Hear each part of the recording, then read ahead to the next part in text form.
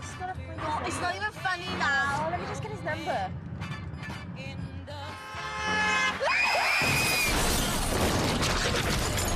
This is a public service announcement created by a British police department a few years ago.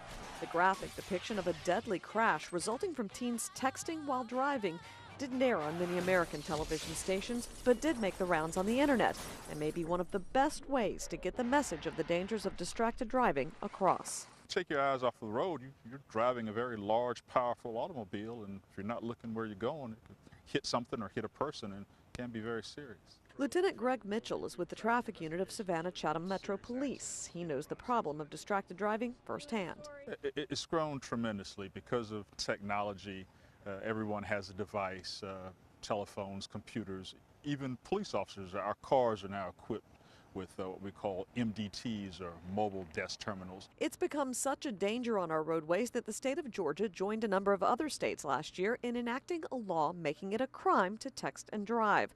The problem is, it's a difficult law to enforce, and as a result, few tickets have been written. It's hard to detect because you have to physically see it, like what's called an on-view case, and then be in a position to take action. Police officers are exempt from the law while using media in the course of their duties. Lieutenant Mitchell says while they are encouraged to pull over, that isn't always possible. That's why this training course was developed on Hutchinson Island, to better prepare officers for distractions they have to deal with every day. I got a chance to drive through it and experience some of the training officers get. Did you see the placard on your left back there?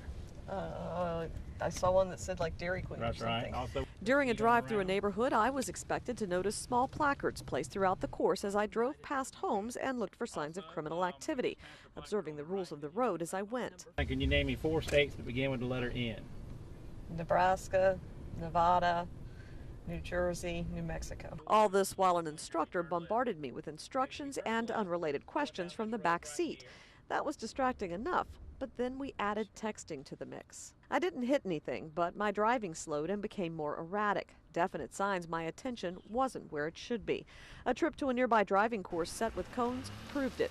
While able to navigate well enough while texting at a very slow speed. Get you some more speed. You never got up over 20 last time. As soon as I drove at a speed more likely to be used on an actual roadway, I got the message. Don't take your eyes off the road because it's dangerous. I don't know how else to say it. It's a very important thing because people can get seriously hurt, and we want everyone to be safe while they're motoring. A ticket for texting and driving in Georgia costs you a $150 fine plus 1 point on your license, something most insurance companies would treat as a minor moving violation. But that doesn't mean it couldn't hit you much harder in the pocketbook down the road.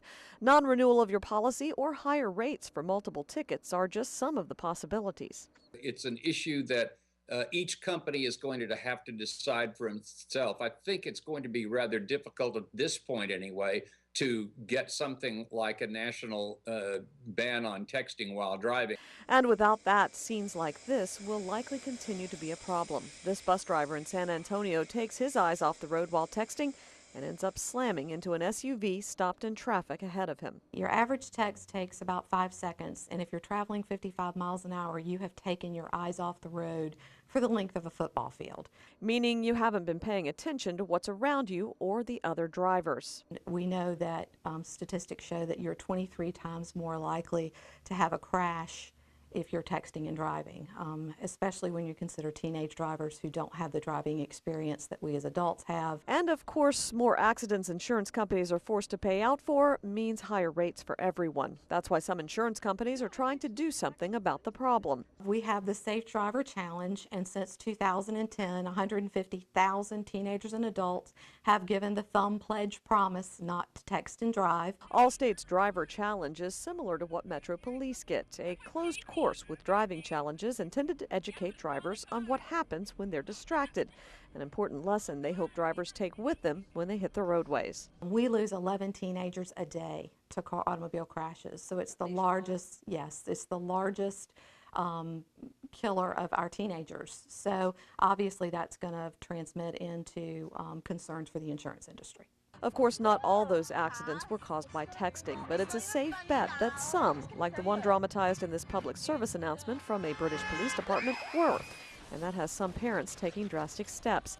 This product, called Cell Control, will allow you to prevent your teen from using their phone while driving by blocking the signal while the car is in motion.